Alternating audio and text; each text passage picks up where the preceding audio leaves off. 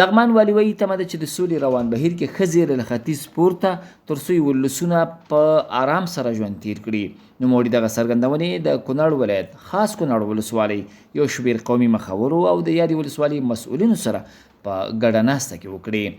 د لغمان والي رحمت الله یارمل چې نن د چهارشنبې په ورځ کونړ ولایت ته سفر درلود، د خاص کونړ ولسوالۍ کې د هیواد وتلي ژورنالیست او پیژندل شوي څېرې بلال سروري او د یادې شوي ولسوالۍ د مخورو له لوري په جوړه شوې ناسته کې ګډون وکړ.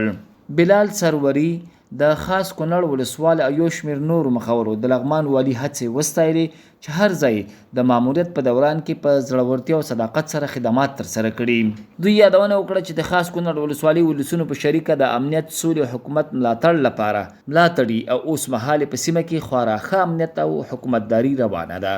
د لغمان والي رحمت الله یارمل د خاص کونړ ولسوالۍ مسؤلینو او د هیواد پیژندل شوي څېرې بلال سروري څخه د مننې سربیره د یاد ولایت د ولسونو هر اړخیزې هڅې او له حکومت سره ګډ کار کول وستایل.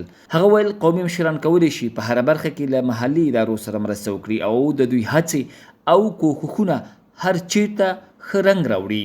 ښاغلي یارمل یادونه وکړه تمه ده سولې روان بهیر او خبرو له لارې ښه زیری له مشرقي پورته او ولسونه د ارام ساه واخلي.